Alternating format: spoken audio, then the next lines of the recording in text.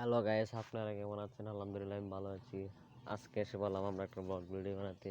এই যে দেখেন একাশি বাগানটা সবাই দেখেন, অনেক বড় বাগান।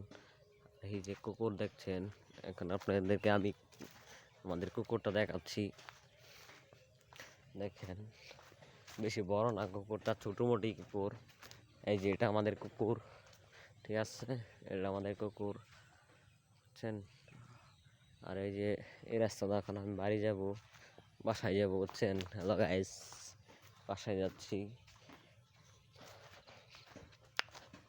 এই যে দিয়ে সামনে এটা গেলা বয়ে দিছে, সামনে দিয়ে এটা ছোট ভাই সড়ক। এখানে বয়ে কে আছো তুমি?